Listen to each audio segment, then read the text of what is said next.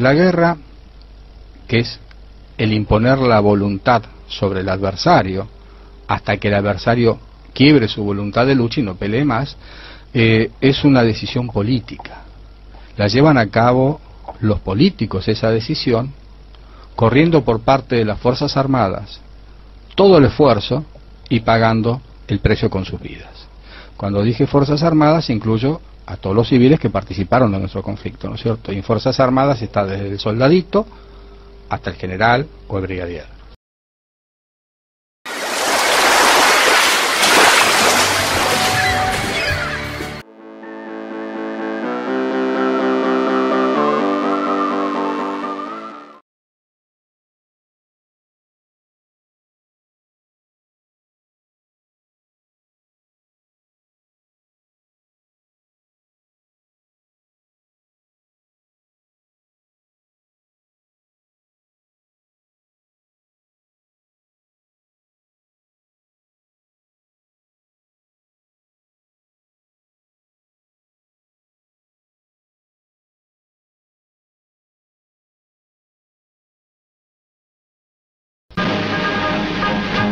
Back to Great Britain for the launching of the latest addition to the Navy's fighting force, HMS Sheffield from Barrow-in-Furness. Apart from the Navy's fast patrol boats, the Sheffield is the first destroyer to rely entirely on gas turbine propulsion. There to perform the ceremony was the Queen, accompanied by the Duke of Edinburgh.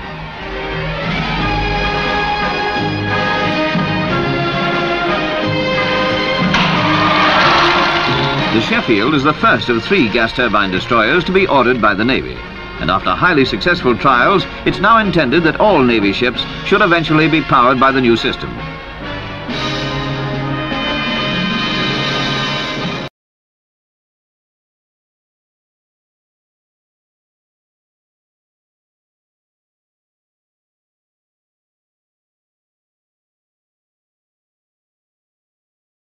Pero la Comisión Rattenbach solamente trabajó en 1983 con los elementos de juicio que tenía en el año 1982. Y estaba, digamos, la Junta Militar estaba urgida por la opinión pública porque todo el mundo quería saber, nosotros también, cómo es que entramos en esta guerra, porque era algo inverosímil. Luchar con una potencia de primer orden era algo que no estaba previsto en ninguna hipótesis de conflicto de la nación a través de los años en que yo tengo conocimiento. Y esto nos remonta más o menos a la guerra de la independencia o cosas por el estilo, ¿no es cierto? Entonces, por ejemplo, una de las cosas que no entendíamos es cómo era posible que hubiéramos entrado en guerra con alguien y mandado a ocupar Malvinas con soldados que no habían cumplido las 5 condiciones de tiro o que no habían jurado la bandera. Era algo inconcebible. Y esa respuesta recién la tuvimos, o la tuve, el año pasado. La Fuerza Aérea no sabía nada de todo lo que estaba ocurriendo con Lamidoso y Anaya, con Anaya y Galtieri, es decir, el brigadier general Lamidoso, porque lo habían mantenido afuera de esas conversaciones previas. Y en esas conversaciones previas se mencionó unas palabras pronunciadas por el general Galtieri, donde textualmente dijo: está todo arreglado, como para decirle que a nadie que no se preocuparan de la orden de ocupar la isla Malvinas, porque estaba todo arreglado, pero nadie sabía qué es lo que estaba arreglado. En esa reunión, en la cual estaba Galtieri y algunas autoridades de Estados Unidos, en la cual él expresó en un momento en que se sacaba, después de un discurso que había sido traducido por miembros de la Junta Interamericana de Defensa, él se sacó los anteojos y le dijo a los que estaban junto a él, y dice: está todo arreglado. Era la segunda vez que aparecía esta frase, una frase fatídica, porque lo que estaba arreglado era de que nosotros invadimos las Malvinas a pedido del Departamento de Estado y en coordinación con el Reino Unido, de manera de que ellos tuvieran una excusa para mandar la flota, ¿no es cierto?, tirar 2 cañonazos, obligado al general Menéndez, que era el gobernador, a firmar el cese del fuego y regresar al Reino Unido con la gloria de la colonia recuperada como en los viejos tiempos del imperio. It was politically a very divided time. There were riots in many British cities in the summer of 1981. Polls showed that Margaret Thatcher was the least popular Prime Minister since 1945. Going to war was a high-risk gamble for Mrs. Thatcher. Lo notable fue cuando descubrí o encontré que se encontraba en Mar del Plata nada menos que el vicealmirante Juan José Lombardo, que había sido comandante del Teatro de Operaciones del Atlántico Sur durante la guerra. Figuraba en la guía, lo llamé por teléfono, le expliqué a la señora que quería hablar con su marido, quién era, me atendió muy bien y finalmente tuvimos una entrevista en su domicilio de cerca de 3 horas. Y ahí me revela el secreto de Galtieri. Era imparable, tenía tanto que decirme y era la primera vez que le hacían una entrevista. Me dijo que el día 15 de diciembre de 1981 toma el comando de operaciones navales, cuya ceremonia iba a presidir el almirante Anaya.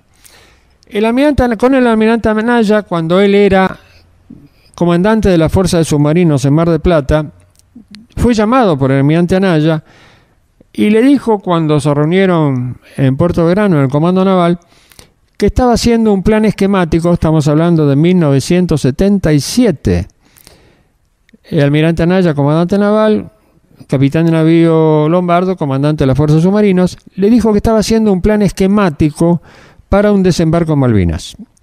Y le preguntaba concretamente, como experto en la materia, qué influencia podían tener los submarinos nucleares en caso de efectuar un desembarco en las Islas Malvinas. El almirante me dijo en ese momento que había 2 posibilidades. Le dijo a Anaya 2 posibilidades.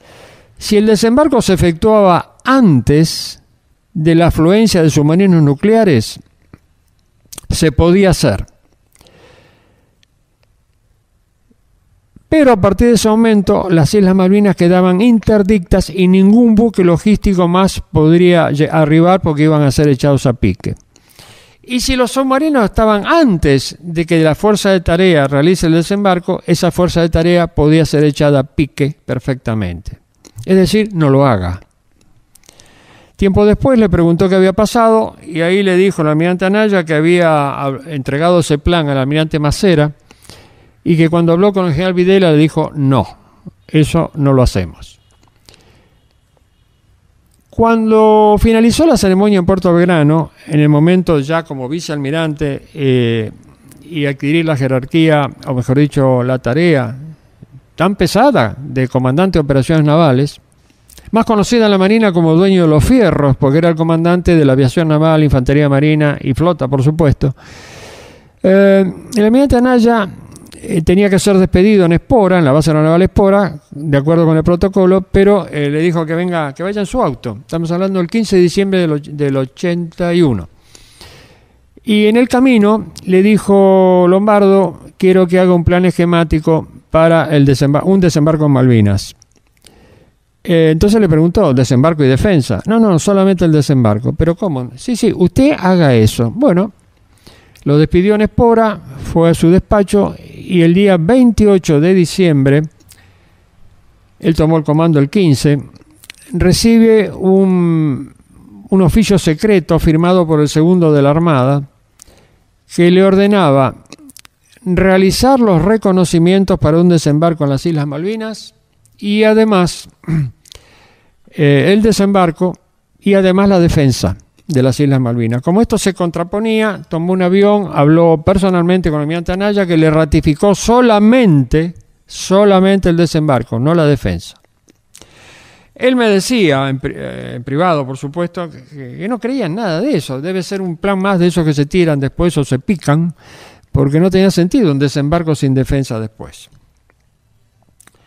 Fue así, relataba, que en el mes de enero, la primera semana de enero, no tengo lamentablemente la fecha, pero fue en la primera semana de enero, se presentó ante el almirante Anaya para mostrarle el plan esquemático que había hecho. El plan esquemático es una síntesis de todo el desarrollo de una operación. Es un esquema. Lo leyó el almirante Anaya, le dijo que le parecía muy bien y que lo iba a conversar con el presidente. El almirante me aclaró, hasta ese momento yo era un descreído. No podía ser un desembarco sin defensa. Entonces ahí me relató que conocía al general Galtieri, porque cuando fue comandante de la Fuerza de Submarinos en ese año 77, hizo una visita oficial a Rosario en un submarino. Resulta curioso, en un submarino a Rosario, pero así fue. Y entre las visitas protocolares previstas estaba la visita al general Galtieri, comandante del segundo cuerpo de ejército, que le pareció una persona sencilla, simple, muy afable, y tenía una imagen positiva de él. El hecho es que el almirante Anaya, ante esta propuesta, se sorprendió, a través de los ayudantes gestionó un encuentro con el presidente, fueron a la Casa de Gobierno, expuso al almirante Anaya, y cuando terminó de exponer, el almirante Lombardo tenía muchas preguntas importantes y empezó a preguntarle, le dijo, ¿cuál va a ser la actitud de Inglaterra? ¿Por qué razón no se prevé una defensa? ¿Cuál va a ser la actitud de la NATO y de Estados Unidos en particular? Galtieri lo escuchaba y fue realmente detallado. Cuando exponía, detallista, el almirante, cuando exponía Anaya, Galtieri lo miraba con los ojos entrecerrados como masticando, y además una actitud arrogante, casi sobradora. Cuando culminó las preguntas, el general Galtieri le dijo, almirante, usted es un preguntón, ya está todo arreglado. Thatcher quiere entregar las Islas Malvinas porque anda en una crisis económica grave y le produce muchas pérdidas. De manera que quiere entregar las Islas Malvinas y necesita un argumento fuerte, como un desembarco argentino, en algún momento lo podemos realizar, un desembarco argentino sobre las islas, de modo que Thatcher tenga un argumento fuerte para la oposición, que evidentemente iba a quejarse por la entrega de las Malvinas. De modo que no se preocupe, es por eso que hacemos un desembarco incruento, tiene que ser incruento para no despertar el amor propio de los ingleses. Yo me sorprendí de tal manera, decía Lombardo, que seguí sin creerlo. Y agregó Galtieri que iba a reemplazar al embajador Ortiz de Rosas por el almirante Luqueta, que era gobernador de Santa Fe, dado que había sido embajador en Inglaterra y además conocía los aspectos militares del intercambio que iba seguramente a tener como necesario esa entrega de la soberanía. Me dice que cuando salió de la Casa de Gobierno y regresó a Puerto Belgrano siguió sin creerle hasta que salió en el diario la designación del almirante Luqueta en Londres.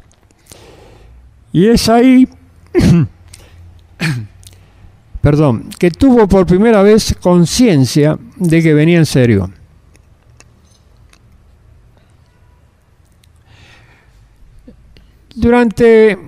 Claro, a mí me sorprendió la noticia, cuál era la causa del desembarco en Malvinas, pero no sabía dónde. ¿Dónde obtuvo esa información Galtieri? En ese momento viajé a Buenos Aires y me encontré con un antiguo amigo, el mayor Alberto Varela, que había sido secretario de Perón hasta el bombardeo de la Casa de Gobierno en 1955. Y me preguntó, Jorge, ¿en qué andás? Y le dije que estaba escribiendo un libro sobre Malvinas, cuyo título todavía no sabía, pero que hacía ya un par de años que estaba en el tema, y que me había entrevistado en Mar del Plata con el almirante Lombardo. Lombardo le relaté lo que me había dicho Lombardo y me dijo no, pero empezó a aclararme que el encuentro había sido en Washington, que en el Pentágono, y que además le habían dicho el jefe del ejército americano y los almirantes que estaban allí que Estados Unidos no se iba a meter en el tema, técnicamente hand off, las manos afuera, y que además necesitaba Thatcher ese desembarco para justificar la entrega de las islas. De ahí viene la fuente. Es decir que el general Galtieri primero lo adularon luego lo convencieron. Y hay algo notable porque anoche un compañero mío se enteró que iba a dar esta conferencia sobre Malvinas y me envió este mensaje por correo electrónico. Dice: hola Jorge, me enteré que mañana tenés una charla en el Centro Naval sobre previas de Malvinas. No sé si tendrá que ver con los trámites de Galtieri en USA por el tema de los contras, es decir, Nicaragua, y todo ese negocio. Si así fuera, yo tengo un aporte que me comentó un traductor del Colegio Interamericano de Defensa. Él estuvo en el Colegio Interamericano de Defensa y le comentó este hecho. Dijo que cumplió su tarea entre Galtieri y los representantes de la Secretaría de Estado. No sé quiénes eran los de la Secretaría de Estado, pero él era el traductor con Galtieri. Galtieri no hablaba inglés. Hablaba, pero mal. Cuando terminó la reunión, dice el traductor, Galtieri se juntó con su equipo de generales asesores, seguramente Lavín y Menéndez, desconociendo que el traductor estaba del otro lado del vidrio y lo escuchaba. Cuando llegó Galtieri les dijo: señores, está todo arreglado. Vamos sobre Malvinas. Contamos con el apoyo de los Estados Unidos. Que en algún momento la Comisión Rattenbach había dicho que, en comentarios, digamos, de pasillo, que no iban a considerar algo que habían declarado el general Galtieri y el almirante Anaya, como no dándole crédito. Y tiene que haber sido esto. Es que los comentarios que escuché intramuros de los miembros de la comisión que no querían introducir en el informe, era esto que les acabo de decir, la frase famosa: está todo arreglado. Y los miembros del departamento de traducciones un día vienen a hablar conmigo. Viene el jefe del departamento de traducciones, y tengo en el libro mío que se llama The History of the South Atlantic Conflict, The War for the Malvinas, una introducción incluso del jefe de los traductores, Mike Valeur se llamaba, en la cual me dice: mira, dice, queremos informarte una cosa que nosotros los traductores nos hemos enterado, cosa que ellos, por el secreto profesional, digamos, no querían resolver. Y él había interrogado a todos los miembros del departamento si estaban de acuerdo, porque se enteraron de qué es lo que había, al traducir mi libro, se habían enterado de qué es lo que había ocurrido en la guerra. Y me dicen: Galtieri, cuando sacó los teléfonos, dijo a los que lo rodeaban: está todo arreglado. Con el micrófono abierto, que lo escucharon todos los que estaban cerca de él. Y cuidado con lo que dicen los ingleses, porque ellos empezaron a mentir, ¿saben cuándo? El 1 de mayo, cuando empezó la guerra. Porque empezaron mintiendo con respecto a un destructor que fue alcanzado por un ataque aéreo y se lo vio salir humeando y explotar en el horizonte al anochecer, y cosa que ellos nunca dijeron ni el nombre del destructor ni qué destructor había sido atacado. El 1 de mayo de 1982, cuando los aviones Vulcan atacan a nuestras tropas en Puerto Argentino, en las Malvinas, el escuadrón Dagger, los 6 aviones, estábamos en Tandil. Yo estaba durmiendo en mi casa, con mi esposa, mis 3 hijos en las habitaciones de al lado, porque el 29 de abril habíamos recibido una amenaza de un muy probable ataque sobre las bases continentales. Entonces, en ese momento, 29 de abril, la fuerza decide utilizar uno de los recursos muy propios, que es el despliegue automático del avión a otro lado, cosa que cuando llegaran los aviones de ellos se encontraran con la base vacía, y nos fuimos para Tandil. Aterrizamos en Tandil a la noche, 22 horas aproximadamente. El día 30 no hubo actividad porque la niebla y la llovizna, el día estuvo horrible, no pudimos salir de Tandil. Y el 1 de mayo seguíamos esperando en buena meteorología. Y en ese momento, tipo 6 de la mañana, llegan las novedades hasta Tandil y nos pasan a buscar de urgencia para desplegar al sur.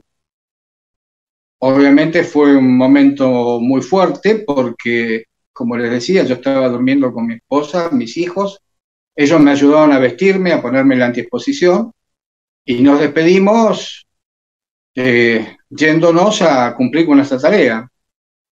Tal es así que aterrizamos en San Julián con muy mal tiempo, aproximadamente 10:30, 11 de la mañana. Después mejoró rápidamente. La zona del sur nuestro es muy variable la meteorología, ¿no? Dicen que están las 4 estaciones en el mismo día, cambia de lluvia a nieve, a sol sin problemas. Y ahí entramos en alerta porque ya a esta altura ya habían atacado los Harriers sobre Puerto Argentino, y entramos en la alerta para alguna tarea que nos pudiera tocar.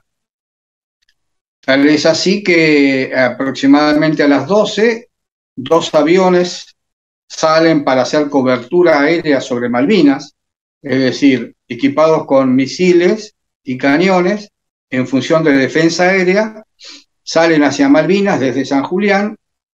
En este caso falla uno, sigue el capitán Díaz solo, llega sobre la parte del estrecho, empieza a hacer ahí cobertura hasta que alguien le ordenara algo, que viniera algún Harrier o algo. No venían en ese momento.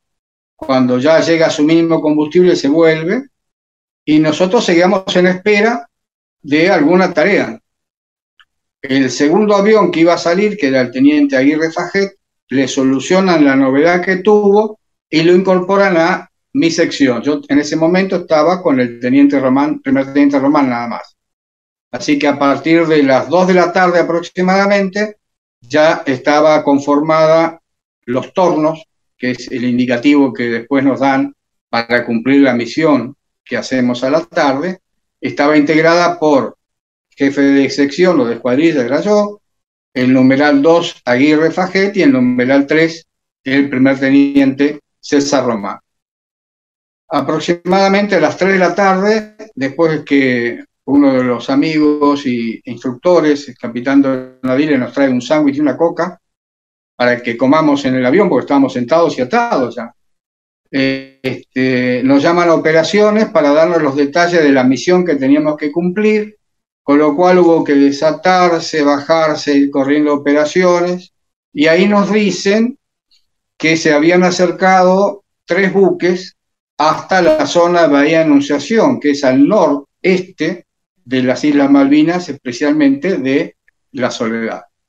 Que había 3 buques que iban hacia esa zona, y que juntamente con escuadrillas de Canberra, de A4B, de Gallegos, de A4C, de nuestra propia base, de Mirage, de Río Grande también, de Dagger de Río Grande, todos convergíamos para atacar a esos buques y obviamente obligarlos a que se fueran. Por lo cual cada escuadrilla tenía un horario determinado para llegar, escalonado en tiempo, de manera tal que no lleguemos todos juntos y nos compliquemos la actividad entre nosotros, ¿no es cierto? Entonces, bueno, armamos el avión, los mecánicos, como siempre, excepcionalmente el trabajo de ellos, nos ayudan a atarnos, configuran todo, producimos el despegue, y una vez que entramos en el mar, ya rumbo a Malvinas en ascenso, hacemos una prueba de la munición de cañones, es decir, conectamos todo el panel de armamento, hacemos un pequeño disparo, 2 o 3, para ver que funcionen. Y también ahí mismo, en el caso nuestro, tomamos la costumbre de armar todo el sistema de armamento, o sea, la forma de lanzar las bombas, los cañones, todo, de manera tal que cuando tuviéramos el blanco a la vista no tuviéramos que andar haciendo más nada que mirar precisamente a quién teníamos que atacar.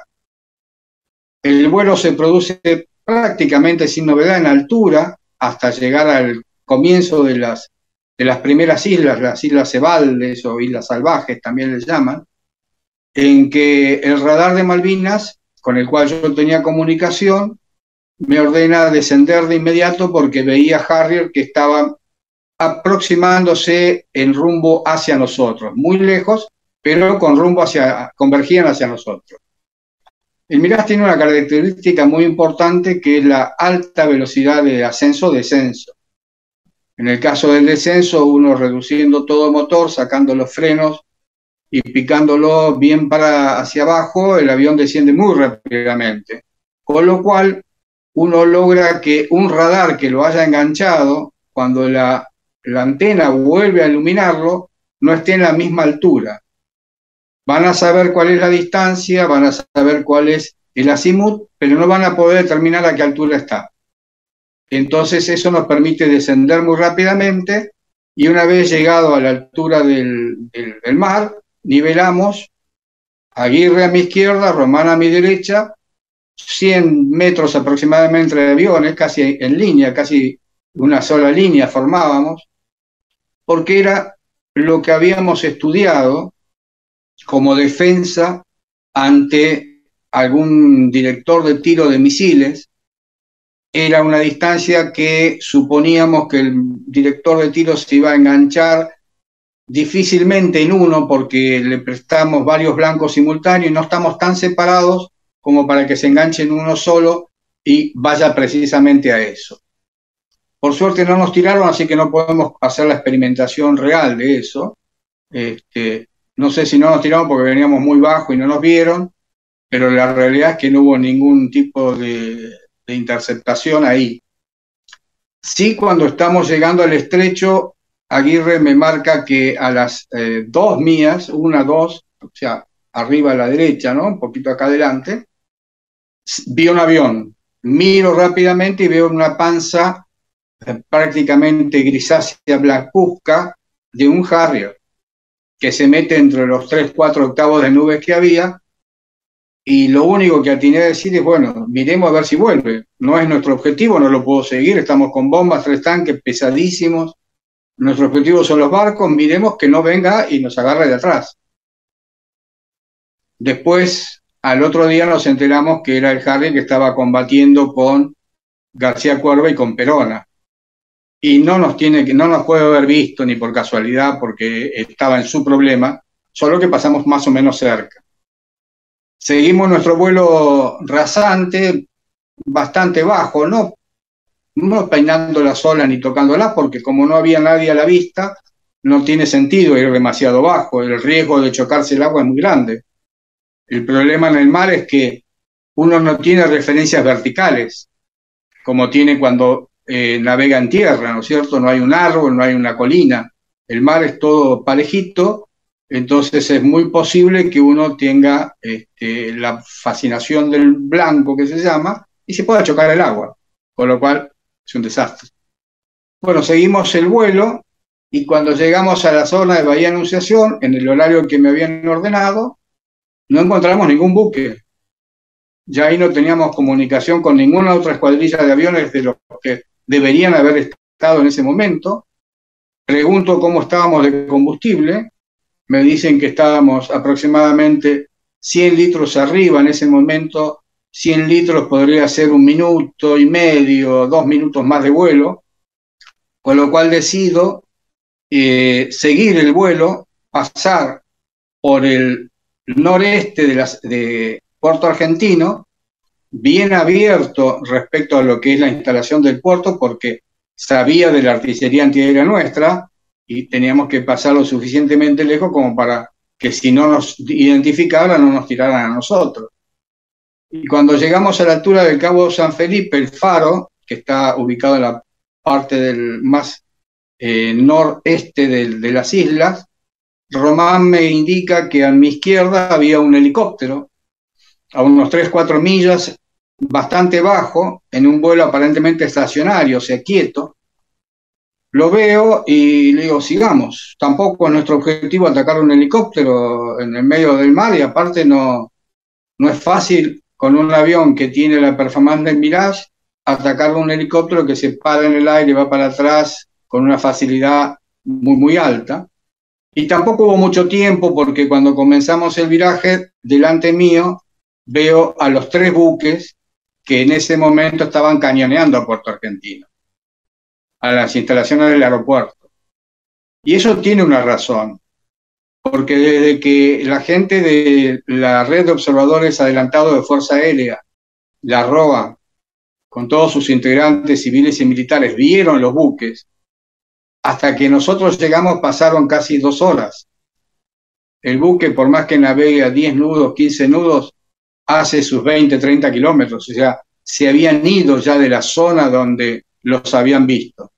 Y precisamente estaban tirándole con sus cañones de proa a Puerto Argentino. Ahí yo determino rápidamente, por la forma en que veo los buques, yo los veo de izquierda a derecha, escalonados. El que está más a la izquierda es el más grande y estaba más abierto. Un buque en el medio, pero más adelantado, más alejado de nosotros, y un tercero más pegado a la costa y más adelantado todavía. En ese momento decido cada uno al que tiene al frente. Como ya les dije antes, nosotros ya teníamos todo armado, teníamos que hacer era esperar la distancia para lanzar el armamento, y en esos, calculo, 20 segundos que pasaron desde que los vimos hasta que realmente estuvimos a distancia de tiro, yo cambio mi decisión. Cambio mi decisión y en lugar de atacar el buque del medio, ataco el que estaba más a la izquierda, que era más grande y que me llamó más la atención, entrándole prácticamente de popa a proa. No vi que tuviera ninguna marca, nombre, matrícula. Estamos hablando de una velocidad de 250 metros por segundo, 500 nudos, a baja altura. No es fácil distinguir esos detalles que puede tener pintados en algún lugar el buque. Lo importante es que nosotros tenemos que lanzar las bombas frenadas por paracaídas, no aptas o no especiales para un ataque a un buque, pero era lo que teníamos, y teníamos la obligación de ir moralmente porque había 10.000 argentinos que estaban esperando que nosotros llegáramos con lo que tuviéramos. Entonces, esas bombas frenadas por paracaídas hay que tirarlas a 330 metros de distancia del buque para que vuelen lo suficiente y me den tiempo a mí a alejarme, porque si la bomba explota mientras yo estoy pasando arriba también, las esquirlas pueden afectarme y me puedo ir con la misma bomba. Entonces, esa distancia, esa separación que se logra con el paracaídas, hace que cuando haga impacto, se produzca la explosión, las esquirlas empiecen a caer detrás mío y no me agarran. Ahora, determinar 329 metros, 330, 250 metros por segundo, digamos que es un segundo y una chirolita. Que si uno le erró el dedo o apretó mal, se pasó o se quedó corto. Esa es una de los motivos por los cuales tampoco hubo grandes impactos.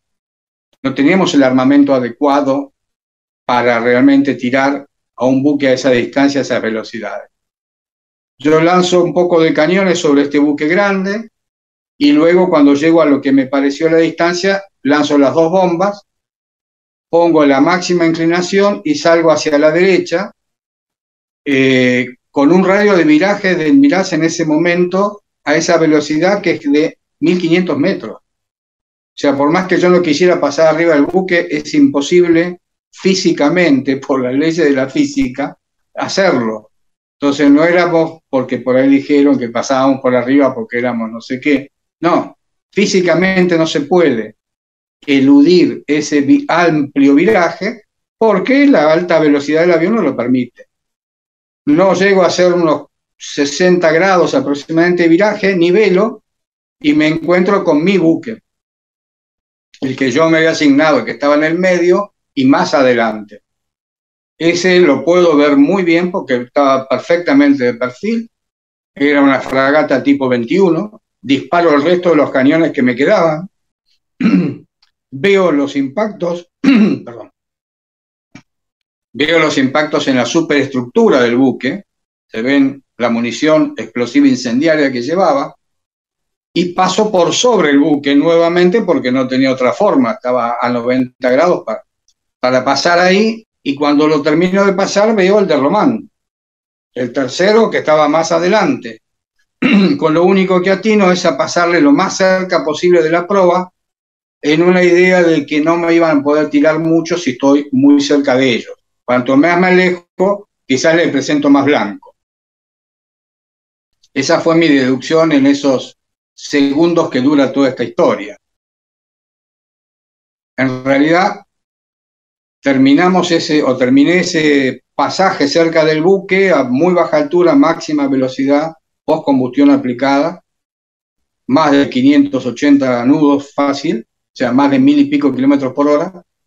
Cuando llego a la zona de las primeras estribaciones de la isla, si no tomaba altura, no iba a llegar al continente de nuevo, así que tomo altura. Cuando voy tomando altura, hago la comunicación que hacemos siempre en los ejercicios, en las prácticas, para saber que todos cumplieron con la misión, y es decir, 1 saliendo. Y escucho 2 saliendo, 3 saliendo. Ahí se produjo una emoción sublime, cúlmine, como la de ahora, en este momento, porque 3 aviones de década del 60 y algo, 70, habían pasado entre 3 buques ingleses de última generación con la última tecnología. En el caso específico mío, a 2 buques ataqué, uno con cañones y bomba y el otro con cañones, y pasé cerca del tercero, todo en el mismo vuelo. Y mis 2 compañeros atacaron sus 2 buques.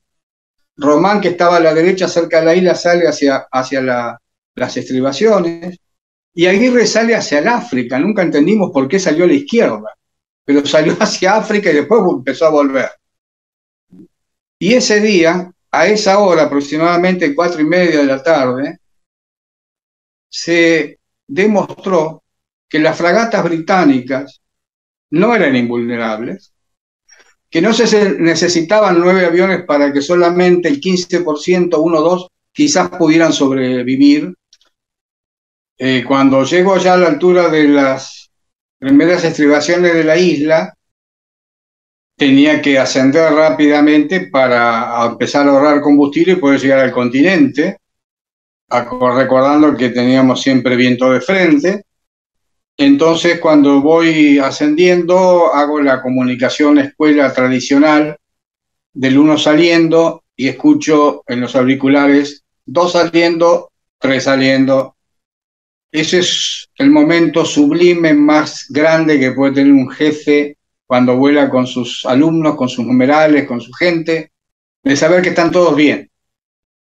Y en un vuelo normal está todo bien, pero en un vuelo donde sobrevolamos a las 3 fragatas más importantes de los británicos, en su primera incursión, acercándolas a Puerto Argentino a la vista para proponer la inmediata rendición de nuestras tropas, haber pasado entre los 3 buques.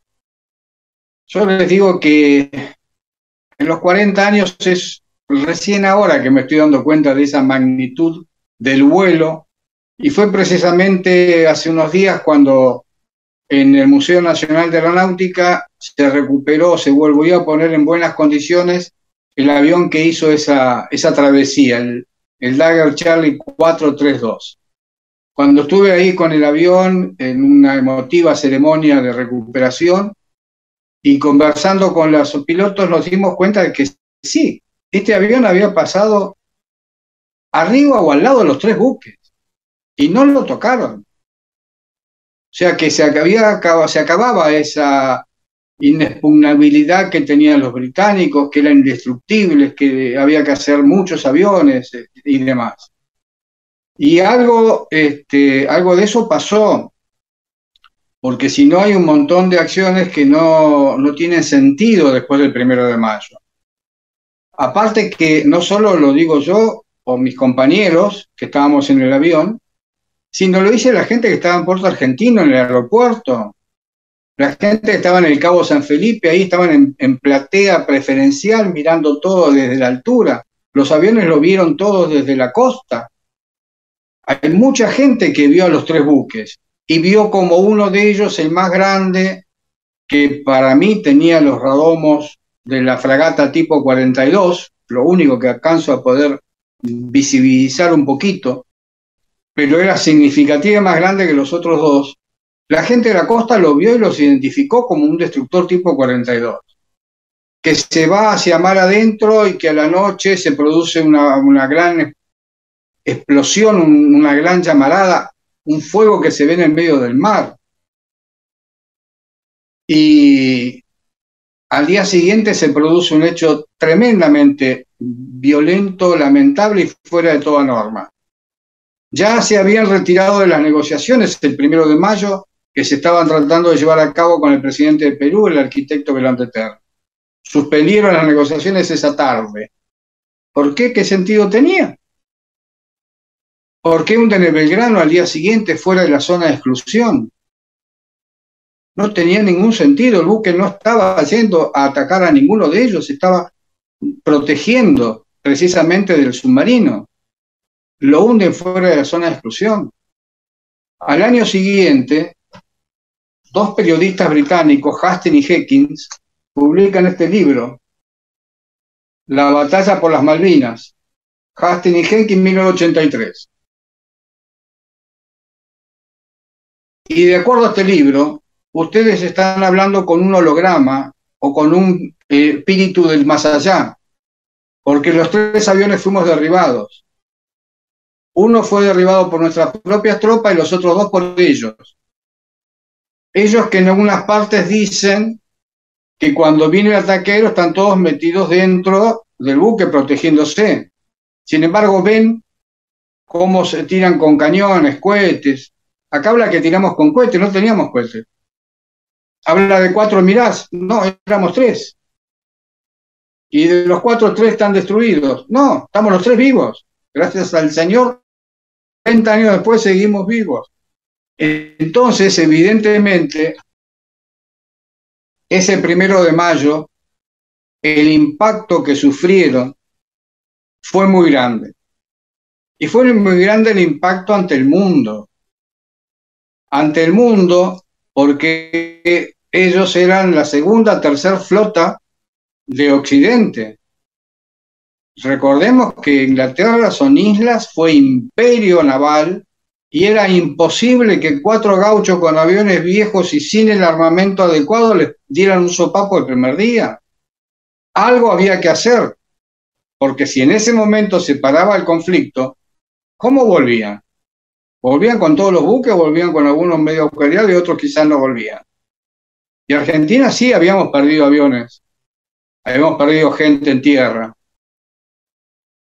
pero la gran flota británica, integrante de la OTAN, había sido rechazada por 3 Mirage, que no son aptos para este teatro de operaciones. Y volvimos, los 3, tomando altura de ese momento que nos comunicamos, y aproximadamente a los 5 o 10 minutos, a mitad de la isla, ya en el orden de los 4.000, 5.000 metros de altura en ascenso, nuestro radar me vuelve a decir, atentos que hay Harrier que van a interceptarlos, desciendan ya. Entonces doy la orden, vamos para abajo, de nuevo, a pegarnos al suelo, descender bruscamente y que nos pierdan los radares. Y escucho que nuestro radar de Puerto Argentino los guía a la sección Fortín, que eran 2 M5 Dagger que habían salido junto con nosotros, capitán Donadille y el teniente Sen, que estaban al norte del estrecho San Carlos haciendo espera para cumplir precisamente este tipo de misiones, defender a los aviones que venían a una misión o que se volvían de la misión. Descendemos con Aguirre, Román nunca me escuchó, a veces el que no escuche no teme porque no se entera. En este caso él ascendía tranquilo buscando su altura óptima de regreso, mientras Aguirre y yo estábamos supersónicos sobrevolando las últimas estribaciones de la isla Malvina, cruzando el estrecho, y le digo, vamos para arriba porque ya está, no nos pueden seguir ningún avión a esta velocidad. Comenzamos a trepar, no nos veíamos obviamente porque en el ataque uno pierde de vista a los otros aviones. Yo voy al orden de los 13.000 metros, 12.000 metros, ahí recién nivelo. Él se queda más bajo, pero mucho más acelerando. Inyectamos el tanque ventral para tener posibilidad de menos resistencia y poder llegar hasta el continente. y escuchamos unas comunicaciones que era la persecución o la interceptación de los Harrier a uno de nosotros, suponemos que era Aguirre, y mientras los Fortines se acercaban a interceptar los Harrier. Y ahí el radar va haciendo una especie de relato, obviamente está todo grabado esto y escrito, en el cual los Harrier estaban a 8 millas de nuestro Dagger y los Fortines a 10 millas del Harrier. Próxima comunicación, los Harrier a 6 millas del avión Dagger y los Fortines a 7 millas del Harrier. Otra comunicación a 3 millas, había que acercarse a milla y algo para poder lanzar el armamento, 3 millas de nuestro Dagger y los Fortines a 3 millas del Harrier. Y ahí los Harrier se van. Bruscamente ponen un descenso y se van hacia el norte de la isla y abandonan la persecución. Producto de que los Mirage, los Fortines, habían tirado los 3 tanques, estaban limpios, 1.6, 1.7 de Mach, supersónico alto, y se acercaban muy rápido a distancia de tiro antes de que ellos pudieran tirarnos a nosotros. Y esa es una característica que usaron los británicos todo el conflicto, dado por su experiencia de años de guerras, que era, prueban una táctica, si no da resultado no la repiten. El 1 de mayo atacaron de día a 4 de la tarde, nunca más atacaron de día. Lo dice acá también, por si alguno tiene duda de la realidad. Venían de noche, o los días que había tanta niebla que no se podía ver o lloviznaba, y ellos no tienen problema, nosotros sí. Los Harrier nunca pelearon en altura, siempre a baja altura, porque es donde mejor rinde la performance.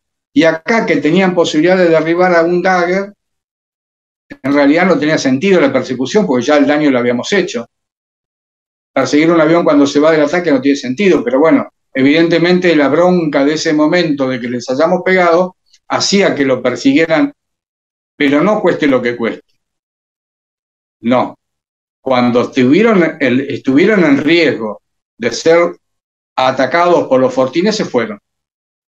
Lo que no sabían, que los 4 misiles de los Fortines estaban enganchados en el sol, que estaba en el horizonte, misiles Jaffir, israelíes, primera generación, nada de sensibilidad, con lo cual no se los podían haber tirado. Y Donadille tenía los cañones trabados, porque cuando los probó, luego del despegue se le trabaron y no tenía forma de tirarle con nada, o sea que lo hubiera tirado con la cédula o con el poncho, que es su indicativo, más de eso no podía haber hecho. Pero los británicos no lo sabían y ante la duda se fueron. Y es así que aterrizamos los 5 aviones en San Julián, obviamente con súper mínimo combustible, en la gran alegría de toda nuestra gente, de todos nuestros mecánicos, técnicos, armeros, artilleros, de que habíamos atacado a 3 buques ingleses y estábamos los 5 de vuelta. Nos habían perseguido los Harrier y los habíamos echado. Eso Inglaterra no lo iba a perdonar nunca, como no lo perdonó el 2. Y por algo, después del conflicto, la señora Thatcher puso 90 años del secreto del sumario de la guerra de Malvinas. Cosas graves le tienen que haber pasado. Y es así que llegamos los 5 al continente, aterrizamos en nuestra base de San Julián. Yo hice la que hacían en ese momento los papas, con todo respeto, que era bajar y darle un gran beso a la tierra y un gran abrazo a mi mecánico, porque habíamos hecho algo que todavía no terminamos de tomar dimensión. Sí puedo hablar sobre un ataque que se produjo el 1 de mayo por la tarde al sur de Puerto Argentino por una escuadrilla de aviones M5 Dagger provenientes de la 6ª Brigada Aérea de Tandil, la escuadrilla Torno, que justamente atacó a los buques que estaban bombardeando el aeropuerto. Ese buque, por todas las características morfológicas que uno observaba desde la costa, hacía pensar que se trataba de un destructor tipo 42 como el Sheffield. Lo que no puedo personalmente certificar por la distancia que se encontraba el buque, aproximadamente unos 12 kilómetros de la costa, de saber si verdaderamente se trataba de él. pero un buque de similares características fue atacado, averiado seriamente y se retiró, la verdad que lanzando humos bastante oscuros, entre grises y negros, a muy lenta marcha, y aquellos dos buques que lo acompañaban, que eran dos fragatas tipo 21, desaparecieron inmediatamente de la zona de observación. En cambio, este destructor tardó muchísimo tiempo e incluso, ni bien pasó, digamos, el horizonte marino, calculemos unos 16 kilómetros, podemos observar que el humo siempre señalaba o dejaba entrever dónde se encontraba ese buque. Llegó la noche y algunos observadores pudieron detectar desde las alturas como algo explotaba dentro del mar, que tranquilamente podría haber sido ese buque. El 1 de mayo, a las 16 horas aproximadamente, comenzó bombardeo naval sobre la zona del aeropuerto, y 16 y 20 horas la escuadrilla Torno atacó a esos 3 buques que estaban bombardeando, y a partir de ese momento se terminó el ataque de los buques y emprendieron la retirada, y ese buque en particular tardó muchísimo en poder retirarse de la zona del conflicto. Como opinión, yo creo que impactamos al Sheffield el 1 de mayo. Y no me cabe ninguna duda que la acción que ellos toman de hundir el Belgrano es a partir de esa catástrofe que habían sufrido, de aquello que para ellos iba a ser un paseo, que antes de empezar prácticamente la guerra ya tenían el buque insignia, pero que el 1 de mayo a un buque tipo 42, tipo Sheffield, fue impactado en el sur de Puerto Argentino, eso sí lo puedo certificar. Somos testigos, digamos, todos aquellos que estábamos en el aeropuerto, que éramos muchos, mirando hacia el sur, porque de ahí nos estaban cañoneando, vimos efectivamente cómo los tres Dagger M5 atacaron e impactaron en ese buque que salió escorado. Está todo arreglado, era no solo, digamos, para nosotros, también eran para los británicos. Entonces ellos iban a la guerra como si fuera una excursión de fin de semana, digamos, un operativo más que no involucraba de ninguna manera que estuvieran previstas acciones de guerra. Pero ¿qué ocurrió el 1 de mayo en la Junta Militar? El brigadier general Lamidoso, comandante en jefe de la Fuerza Aérea, no había sido informado de todo estaba arreglado. Entonces el 1 de mayo, una base que nosotros teníamos desplegada en el aeropuerto, cerca de Puerto Stanley, luego Puerto Argentino, y una flotilla de 3 buques británicos empezaron a abrir el fuego sobre las instalaciones de la base aérea, produciendo numerosas víctimas. Entonces Lamidoso le ordena al brigadier Crespo, que estaba a cargo de los medios de la Fuerza Aérea, digamos, comprometidos en esta guerra, que despachara, que procediera de acuerdo con las circunstancias, que había que, digamos, atacar esos buques, porque no había ningún buque argentino, todos se habían retirado o se estaban retirando. El problema de los ingleses es que ellos no esperaban un ataque argentino, entonces sorprendieron a la flotilla que estaba bombardeando el aeropuerto, y la flotilla estaba compuesta por un destructor tipo 42 y 2 fragatas. Entonces, cuando pasaron los aviones, tiraron sus bombas y las bombas no explotaban, pero hicieron impacto, y al hacer impacto en una estructura como la de un buque, lo atraviesan de lado a lado, y la bomba atravesó el buque y pegó sin explotar, y pegó en una de las turbinas del destructor, que es un elemento que contiene mucho material combustible y etcétera, y explosivo, ¿no? El motor explotó y la explosión lo sacó fuera del destructor y cayó al agua junto con la bomba, que no había explotado, pero dejó un orificio de regular tamaño y produjo un incendio que finalmente fue lo que terminó con la vida del destructor 42. Lo que yo me preocupé después de analizar es que el único destructor que podía estar ese día en ese lugar era el Sheffield. Veo que un taxista me pasa agitando la bandera argentina y tocando bocina. Y la verdad que me llamó la atención. Entonces prendo la radio porque digo, algo tiene que haber ocurrido. Y efectivamente, ahí escucho que el locutor dice: las Fuerzas Armadas Argentinas han recuperado las Islas Malvinas las Islas Malvinas son y serán argentinas. Y la verdad que en ese momento yo quedé un poco choqueado porque no me esperaba una cosa como esa. Habíamos estado en el Comando Aéreo de Defensa el día anterior, en el edificio Cóndor, y no habíamos escuchado absolutamente nada al respecto. La Fuerza Aérea en la gran mayoría no estaba enterada, solamente estaban participados aquellos que iban a tener injerencia directa en las acciones. O sea, por ahí los pilotos de C-130 que ya tenían que llevar personal y desembarcar, esa gente sí sabía. El resto de la fuerza desconocía. Tan es así el desconocimiento que, bueno, en el primer semáforo que tuve tiempo de pararme a meditar un poco, le digo, cuando llegue a la base lo primero que hago es ordenar el alistamiento de la batería. Porque me imaginé que si estábamos en Malvinas, a nosotros nos iban a mandar. Alguno iba a tener que hacer la defensa aérea de Malvinas. Así que bueno, entré acá a la unidad. Nosotros teníamos, en ese momento la base no tenía estas instalaciones que tiene ahora, en esta hermosa sala histórica que estamos haciendo esta filmación. Así que yo tenía que ir al hangar.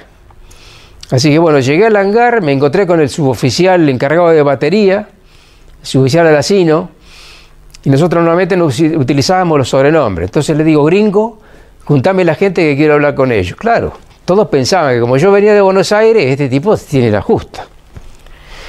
Lo que menos, cuando yo me junté con mi personal, le digo, bueno, míreme, por lo que todo el mundo sabe de lo que está pasando, alistemos la batería. Claro, todos querían saber qué sabía yo. Le digo, no sé nada, pero alistemos la batería porque esto me parece que va a devenir en algo más grave. Así que seguro que alguien nos va a ordenar que tengamos que desplegar a Malvinas. Bueno, así que bueno, la gente ya teníamos nosotros un plan preparado, cada uno sabía qué es lo que tenía que hacer. Salió un oficial a buscar la munición, otro oficial a buscar la comida, los suboficiales a buscar la ropa de movilidad, de movilización. Así fuimos armando todo el equipo. Y al personal técnico lo dejé encargado para que revisara la batería y que la pusiera bien en servicio. Así que ahí aproveché y lo digo, lo voy a saludar al jefe de escuadrón y le voy a preguntar a ver qué sabe él. Entonces cuando me llego y me encuentro con el jefe de escuadrón, el jefe de escuadrón me saluda como todos los días, hola, buen día, ¿qué tal? Le digo, señor, ¿y qué pasa? No tengo ni idea, dice.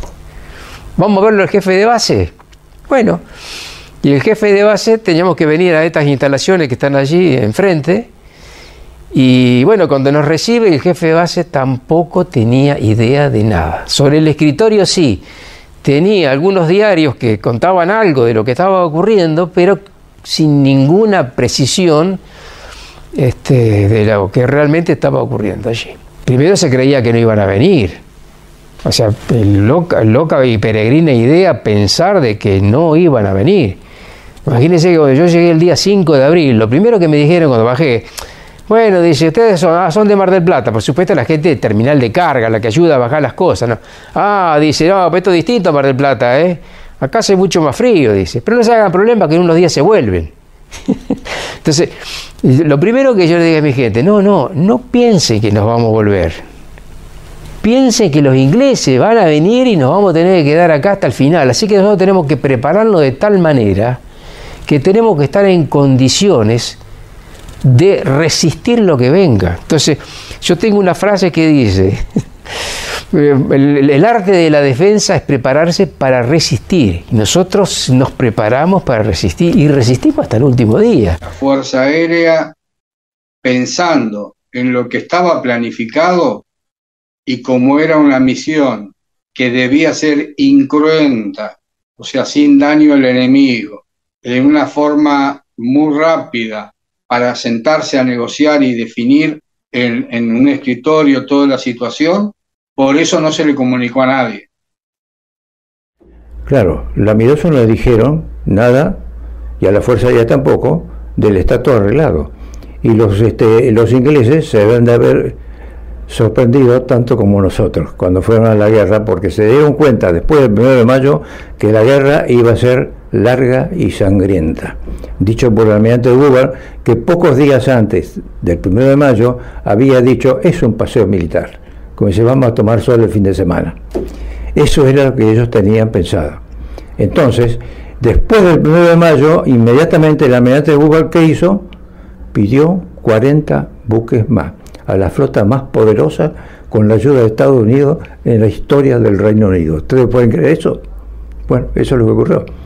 Es más, tengo documentos que lo prueban, con el dicho de antes del 1 de mayo y después del 1 de mayo. Pero ¿qué ocurría entonces? Lógicamente ellos tenían que blanquear ese destructor 42, que era el Sheffield, tenían que blanquearlo en un próximo ataque de la aviación argentina.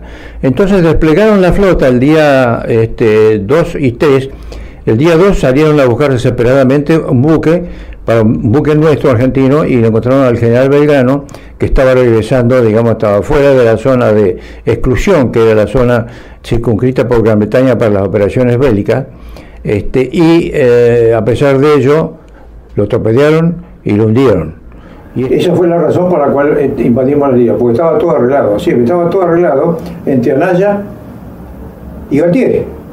La Fuerza Aérea no sabía nada, la mitad no le dijeron hasta el último momento.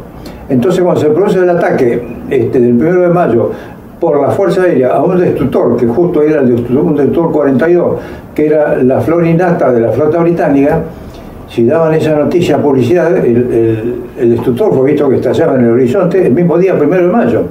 Al minuto de juego, un gol de media cancha, lo cual era, digamos, un despropósito que terminaba con el gobierno de la señora Thatcher y con llamado a elecciones y con el regreso de la flota, porque la flota había sido despachada con una gran oposición interna y externa, porque realmente no se justificaba semejante despliegue para unas islas que estaban perdidas en el Atlántico Sur.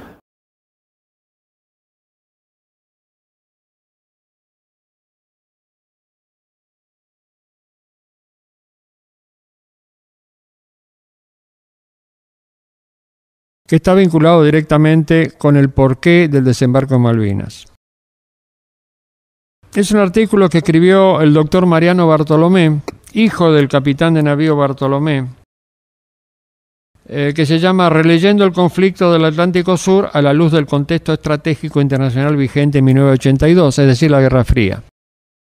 Entre los generales que vinieron a la Argentina se encuentra el general Walters, que hablaba 6 idiomas y era embajador itinerante del presidente de Estados Unidos.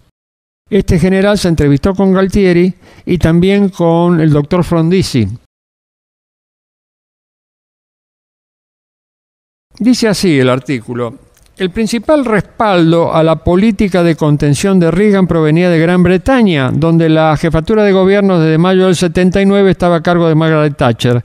Para la administración republicana, es decir, Reagan, la permanencia de esa dirigente conservadora en el poder resultaba fundamental. Estamos hablando de un marco estratégico, pues ella había dejado en claro que respaldaría de manera irrestricta las iniciativas de su aliado.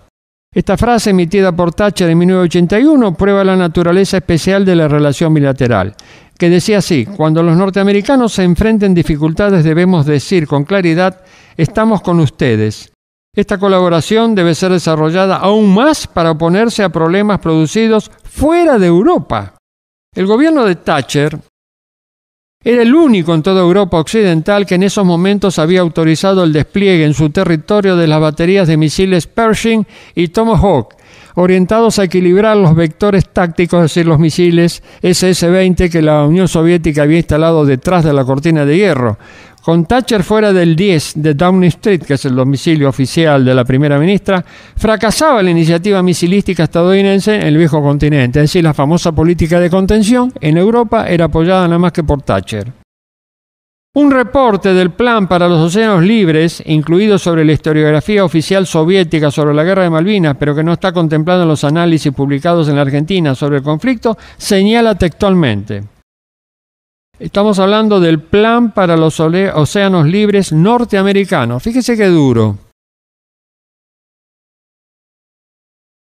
Aun cuando los Estados Unidos pueden contar con un apoyo efectivo y duradero de la Unión Sudafricana y de la República de Chile y eventualmente de la Argentina, que facilite la ejecución de los planes para el extremo sur de los 3 océanos, es indispensable contar con el apoyo de Gran Bretaña. Esta debe ser nuestra principal aliada en esa área, no solo porque es nuestra amiga más confiable en el orden internacional, sino porque todavía ocupa diversas islas en el Atlántico Sur que en caso de necesidad podrían convertirse en bases aeronavales de acuerdo con el modelo de Diego García o en puntos de apoyo logístico como la isla Ascensión. Gran Bretaña debe ser alentada a mantener aquellas islas bajo su soberanía, ante cualquier circunstancia, incluso en los casos en que la Argentina reclama para sí como la Falkland, Sandwich y Georgias del Sur. Agrega el doctor Bartolomé: resulta obvio que en el marco de una negociación diplomática Argentina nunca declinaría sus justas aspiraciones soberanas sobre los archipiélagos sudatlánticos, en disputa en forma funcional a los intereses de Londres y Washington. ¿Cómo podría entonces el gobierno británico cerrar ese diferendo a su favor y de manera definitiva? Inesperadamente la respuesta la proporcionó en su momento el expresidente doctor Arturo Frondizi. Recuerdan que Vernon Walters se entrevistó en el año 81 con el doctor Frondizi. Este prestigioso político en diferentes oportunidades declaró que en el año 1981 lo había visitado un general estadounidense de su confianza, hablamos de Walters. Frondizi lo conoció a Walters cuando era presidente, hace muchos años atrás. Lo había conocido. Un general estadounidense de su confianza, quien le había pronosticado que la administración Reagan propiciaría un desembarco argentino en las Islas Malvinas para luego apoyar fácticamente a Gran Bretaña en la recuperación del archipiélago, cuyo control no volvería a estar sometido a discusión alguna. La justificación que esgrimía el alto jefe militar, Vernon Walters, tiene la llamativa congruencia con todo lo antedicho: instalar una base militar en las islas, objetivo para el cual la Casa Blanca no podía contar con la Argentina, pues su inestabilidad política la tornaba poco confiable. El plazo de ejecución de ese desembarco era relativamente corto y, por otro lado, requería de una crisis que pueda ser manejada en función de los objetivos finales, la crisis de las Georgias. Y por eso lo autorizaron a Constantino Davidoff. Es decir, la crisis provocada por Inglaterra en las Georgias. En cuanto a la oportunidad de esa crisis disparadora del desembarco nuestro, los tiempos políticos del Reino Unido determinaban que el plazo de ejecución no podía extenderse más allá de la primera mitad del año 83. Recordemos que el contrato establecido con Davidoff señalaba que las tareas de desguace deberían finalizar en 1983. ¿Por qué? Porque en ese momento se celebrarían elecciones nacionales en las cuales Thatcher podría resultar derrotada, como podría haber sido derrotada porque tenía baja popularidad, debiendo dejar el gobierno. Esto último podría significar el fracaso del plan de contención de Reagan, dado que no podrían instalarse en el Reino Unido los misiles Pershing y Tomahawk. Señores, el estudio estratégico de estos detalles que acabo de mencionar, que ocurrieron en el año 81, los planes del 77 y demás, convergen en un punto. El desembarco en las Islas Malvinas fue provocado por Inglaterra, para lo cual tuvo un auxiliar en el empresario Davidoff, y además, de acuerdo con los planes de la necesidad de controlar el Atlántico Sur en la zona de Cabo de Hornos, a través de una base militar importante, como después la pusieron después de la guerra. Y indudablemente a partir de ese momento, y siendo importante, la Argentina quedaba inhabilitada de aquí en más para hacer cualquier intento de tipo militar para recuperarlas. La guerra físicamente nace el 1 de mayo. No hubo otro acontecimiento previo. Se podría decir que un detonante fue del tema Davidoff. El detonante siguiente fue el submarino en las islas, no en Malvinas, sino en Sandwich, en las Orcadas. Pero la guerra físicamente explota el 1 de mayo con las bombas del Vulcan lanzadas sobre el puerto argentino. Ahí explota la guerra y no hubo voluntades de parar.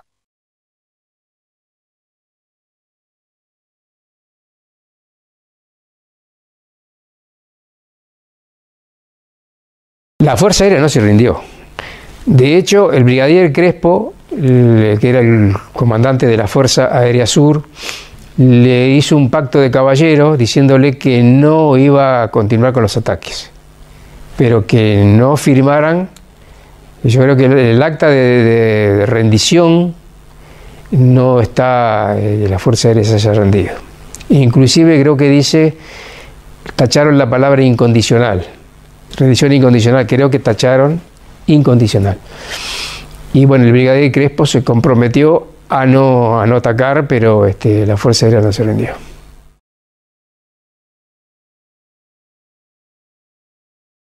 Nosotros operamos desde San Julián en inferioridad de condiciones, la pista no era adecuada, las bombas tampoco, toda la historia, pero en las islas había 10.000 argentinos.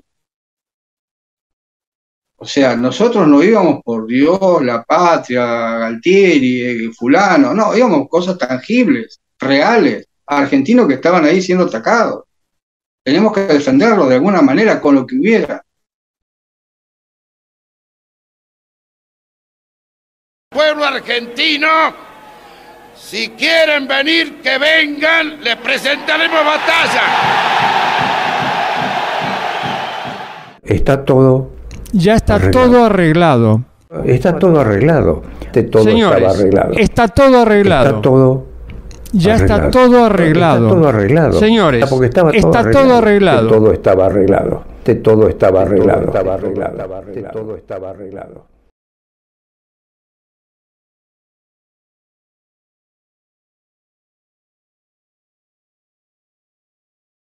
La guerra se produce por la inoperancia e inutilidad y varios de los políticos que gobiernan en solucionar sus problemas entre países. Y se paga con la sangre de los soldados que no se odian, no se conocen y no tienen nada para con el otro.